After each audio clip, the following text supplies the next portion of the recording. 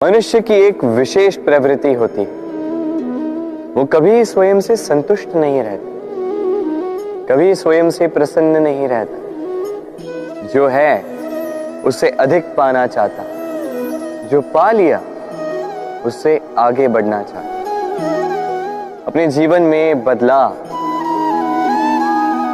परिवर्तन लाना चाहता। और ये प्रवृत्ति संसार में सबसे महान है, क्योंकि इसी प्रवृत्ति के चलते संसार में विकास होता है। किंतु इस बदलाव के लिए मनुष्य उसकी खोज में रहता है जो उसके जीवन में बदलाव ला सके, उसे मार्ग दिखा सके, उसके जीवन में परिवर्तन ला सके। और इसके लिए मनुष्य संसार भर में उसे खोजता है जो उसके पास है।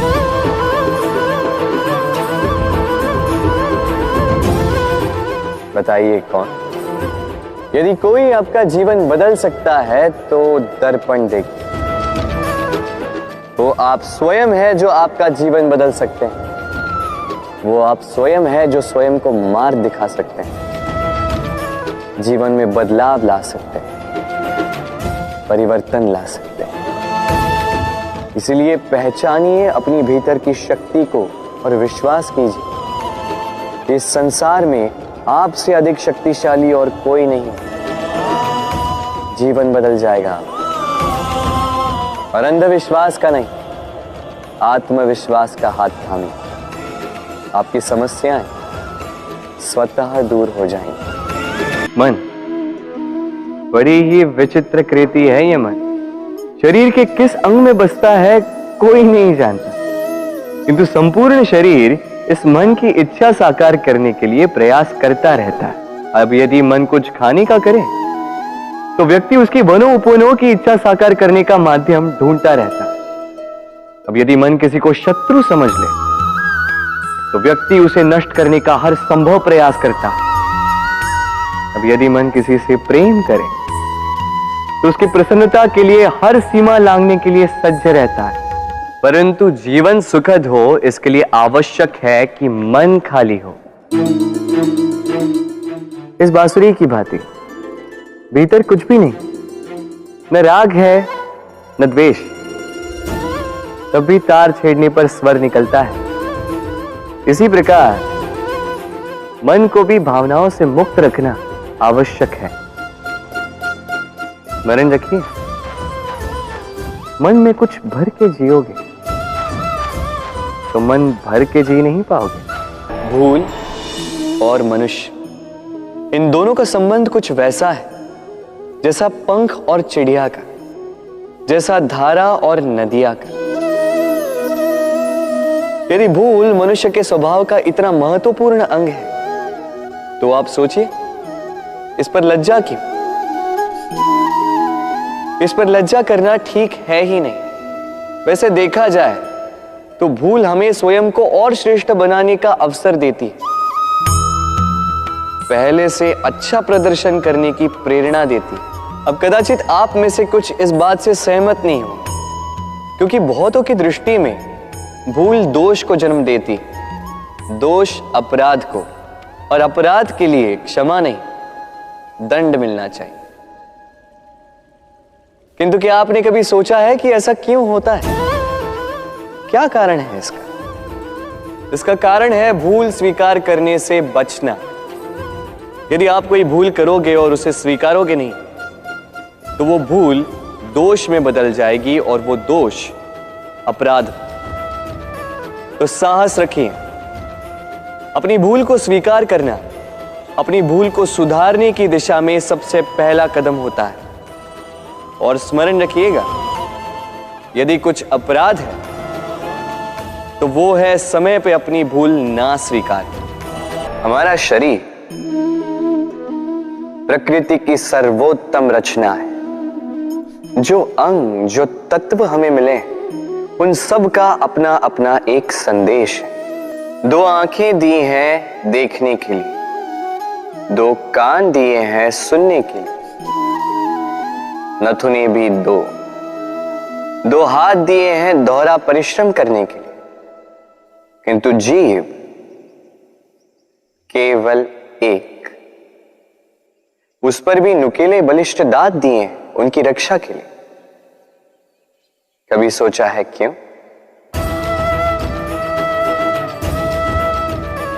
क्योंकि शब्द और शब्दों का उपयोग मनुष्य का सबसे बड़ा शस्त्र है, जिसका उपयोग जितना सोच समझ कर किया जाए, मनुष्य जीवन में उतना ही ऊपर उठता है। तो समझे ना? देखो, सुनो, समझो अधिक, बोलो कम। मनुष्य का स्वभाव है कमाना, संग्रह करना, फिर चाहे वो धन हो, नाते हो, संबंध हो या हो प्रसन्नता। परंतु क्या आपने कभी सोचा है, नियति ने यह संग्रह करने की प्रकृति मनुष्य में क्यों डाली? एक बीज से पौधा पनपता है, उसके भोजन से फल संग्रहित होता है। क्यों?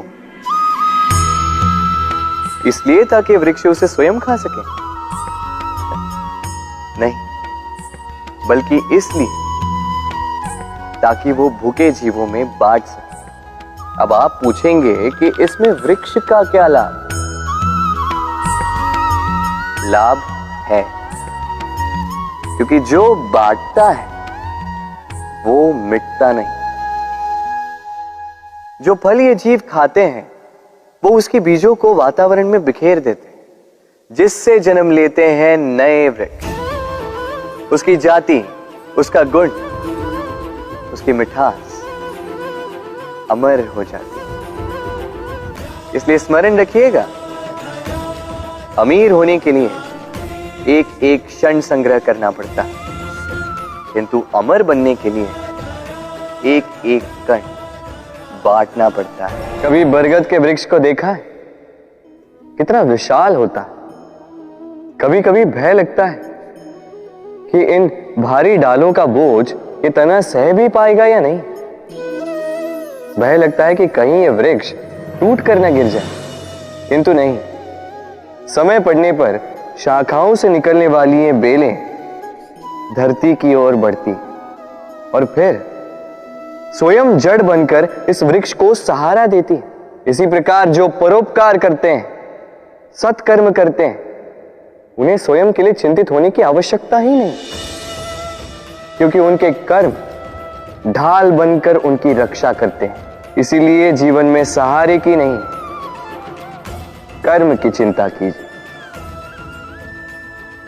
हम अपने संबंधों के साथ जीते हैं, उत्सव मनाते हैं, खेलते हैं, खाते हैं, आनंद मनाते हैं,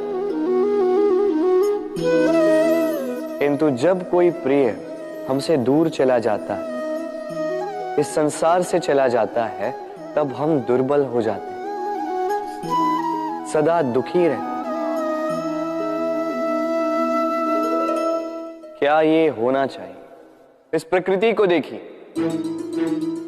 वृक्ष पत्तों के झड़ने से शोक नहीं मनाता, वो नए पत्तों के आने का स्वागत करता है।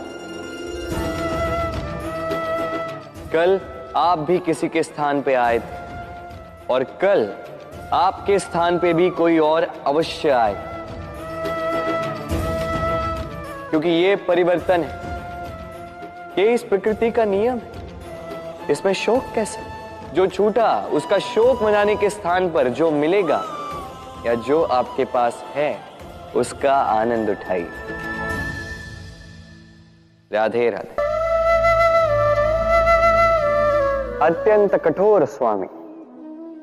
आपने कई लोगों को यह कहते हुए सुना होगा, मेरे पास इतना समय नहीं है, इस कार्य में जो है अत्यधिक समय लग जाएगा, इसके विषय में सोचने के लिए मुझे समय ही चाहिए। अच्छा, मैं आपको एक बात बता देता हूं, यदि आपने ये निश्चित करने में समय लगा दिया कि आपको क्या करना है, तो समय ये अवश्य निश्चित कर लेगा कि आपके साथ क्या करना है, क्योंकि ये समय अत्यंत कठोर होता है। जब तक आपके साथ है, इसका आदर करना सीखें, इसका सम्मान करना सीखें, इसका सदुपयोग करना सीखें। यदि ऐसा नहीं हुआ तो इस समय को, स्वयं को और आपको बदलने में अधिक समय नहीं लगेगा। तो चलिए, अब समय आ गया है प्रेम से कहने का, राधे राधे।